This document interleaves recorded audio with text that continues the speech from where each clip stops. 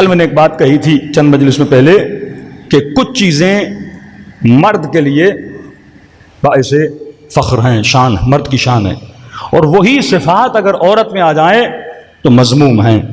آج کل فیمنزم کا بہت بڑا رجحان ہے، اور ہماری بچیوں کے ذہنوں میں جو پڑھتی ہیں یونیورسٹی میں، سوشل میڈیا استعمال کرتی ہیں کئی چیزیں، مثلا یہ مشہور باتیں ہیں کہ مرد کا سخی ہونا اچھا ہے، عورت کا کنجوس ہونا اچھا ہے۔ شادی شدہ کی بات ہو رہی ہے، وہ اپنے مرد کے مال کی حفاظت کرے، اگر وہاں پہ سخاوت کرنے لگے گی اس کا مرد کیا ہو جائے گا؟ فقیر ہو جائے گا۔ یا ایک آیت آپ نے قرآن کی سنی ہوئی ہے، یا اکثر ہم بولا بھی کرتے ہیں اپنے بچوں کو کہ جلدی نہ کیا کرو، جلدی کس کا کام ہے؟ شیطان کا کام ہے۔ اب کیا ہر کام میں جلدی نہ کیا کرے؟ کہیں کہیں پر لفظ سارعو بھی ہے کہ جہاں خیر دیکھو اس راہ میں کیا کرو؟ جلدی کرو۔ کون سی جلدی؟ شیطانی کام ہے۔ فرماتے ہیں ہر وہ کام جو وداؤٹ پلاننگ ہو اس میں جلدی کرنا شیطان کا کام ہے۔ یعنی آپ نے کوئی پلاننگ نہیں کی، بن سوچے آپ کوئی قدم اٹھا رہے ہیں، اس میں جلدی کرنا شیطان کا کام ہے۔ لیکن وقت اذان ہوا، اللہ کی آواز آئی، حی علی الصلاۃ، حی علی الفلاح، اب یہاں پہ کہنے جلدی کرنا شیطان کا کام ہے؟ نہیں، یہاں پہ کوئی تمہیں پلاننگ کرنی نہیں ہے، پہلے سے ایک چیز طے ہے، اس میں آپ جا سکتے ہو۔ دوسری صفت میں نے بتائی ہے 3 سال پہلے اسلام آباد میں کئی بیچاری خواتین نے اس پہ اعتراض کیا۔ ایک واقعہ ہائی وے پہ ہوا تھا کسی بیچاری خاتون کے ساتھ، اور اس کے ساتھ زیادتی کی گئی، تو میں نے کہا کہ معصومین کا فرمان ہے کہ اگر مرد بزدل ہو، یہ مرد کے لیے صفت مذموم ہے، لیکن عورت کے اندر جو ڈر کی صفت ہے یہ صفت ممدوح صفت ہے، اچھی صفت ہے۔ پھر مثال بھی ہم نے دی تھی، جہاں عقل اور شرع، دیکھیے ویسٹرن سوسائٹی اور آپ جو اسلامی سوسائٹی ہے اس میں کلیش پایا جاتا ہے۔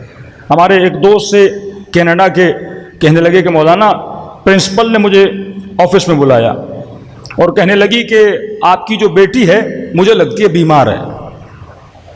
میں نے کہا نہیں میری بیٹی تو ٹھیک ہے۔ کہا نہیں مجھے لگتا ہے ڈپریشن میں ہے۔ کہا نہیں میری بیٹی بالکل ٹھیک ہے۔ کہا آپ کو ایسا کیوں لگتا ہے؟ کہا کیونکہ جب یہ کلاس میں بیٹھتی ہے تو جو کلاس میں لڑکے ہیں ان کے ساتھ کنیکشن نہیں بنا پاتی، ان کے ساتھ بات چیت نہیں کرتی۔ اب وہ کہہ رہا میں اسے کیا سمجھاؤں؟ وہ سائیکولوجیکلی پھر مجھے بتانے لگی کہ جو بچیاں شائع ہوتی ہیں، جو بہت زیادہ شرماتی ہیں، ان کو سائیکولوجیکلی پرابلم ہے، ان کے اندر کانفیڈنس نہیں ہے، لہذا آپ اپنی بیٹی کو سمجھاؤ اس کے اندر کیا آ جائے؟ کانفیڈنس آ جائے۔ شرمانا صفت مذموم ہے، لیکن کہاں پر؟ عورت کے لیے ڈر صفت ممدوح ہے، لیکن کہاں پر؟ 2 لفظ اپنے ذہن میں یاد رکھ لیجئے، عقل اور شرع۔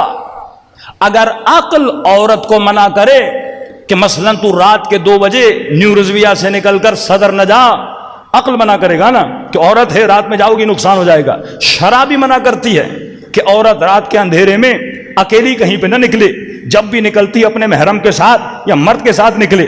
اب یہاں پہ آ کر عورت بہادری دکھائے، یہ مذموم ہے۔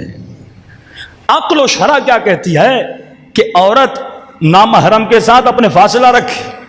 عقل شرع کیا کہتی ہے کہ نامحرم کی آنکھوں میں آنکھیں ملا کے بات نہ کی جائے، یہ حکم شرع ہے اور حکم عقل بھی یہی ہے۔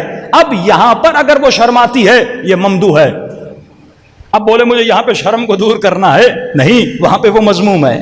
کہاں پہ شرم بری چیز ہے؟ مثلا کوئی دین کا کام ہے، کسی کی تبلیغ کرنی ہے، مثلا ایک بندہ وضو غلط کر رہا ہے، اب مجھے شرم آ رہی ہے اسے بتانے میں کہ قبلہ آپ کا وضو غلط ہے۔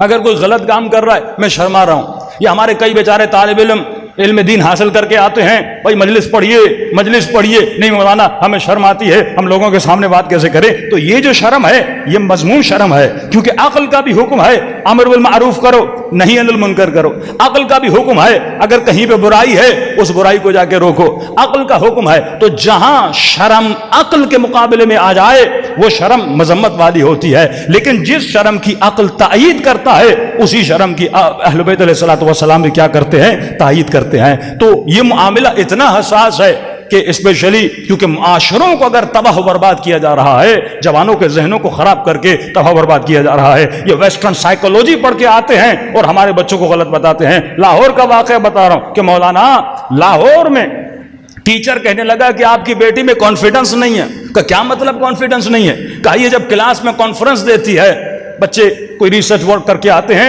اور کلاس میں آ کے اس کو پیش کرتے ہیں، کہ جب یہ بات کرتی ہے تو لوگوں کے ساتھ آئی کانٹیکٹ نہیں بناتی۔ کہتا میں نے بیٹی سے پوچھا کہ نہیں بابا میں بناتی ہوں، ایک طرف لڑکیاں ہوتی ہیں ان سے آئی کانٹیکٹ بناتی ہوں، لیکن اسلام نے منع کیا ہے کہ مرد کی آنکھوں میں آنکھیں ڈال کے نہ دیکھا جائے، وہاں پہ میں اپنے سر کو جھکاتی ہوں۔ تو اس نے کہا اے بدبخت تو کیسا مسلمان ہے، حکم رسول ہے کہ محرم و نامحرم کے درمیان کیا ہونا چاہیے، فاصلہ ہونا چاہیے۔ اسی کراچی میں ایک وقت تھا جب میں کسی انگلش سینٹر میں پڑھتا تھا، تو اس میں ٹیچر مجھے بولنے لگا، جو آرمی کا ریٹائرڈ آفیسر تھا، انگلش پڑھاتا تھا، تو وہ زبردستی لڑکوں کو لڑکی کے ساتھ بٹھاتا تھا کہ تمہارے اندر کانفیڈنس نہیں ہے۔ یہ کون سی سوچ ہے؟ یہ ویسٹرن سوچ ہے۔ تو جب تک تمہارے وجود میں صفت تسلیم پیدا نہیں ہوتی، یہ نہ دیکھو دنیا کیا کہہ رہی ہے، یہ دیکھو تمہارا نبی کیا کہہ رہا ہے۔ تو فرمایا آخری زمانے میں دین کپڑا بن جائے گا کہ مجھے یہ پسند ہے، مجھے یہ پسند نہیں ہے۔ نہ تو اپنی مرضی سے کپڑے پہن سکتا ہے، نہ تو اپنی مرضی سے شادی کر سکتا ہے، نہ تو اپنی مرضی سے کھانا کھا سکتا ہے۔ ہاں اختیار تیرا ہے، لیکن دیکھ کر کھاؤ کہ حلال کھا رہے ہو یا حرام کھا رہے ہو۔ لباس پہنو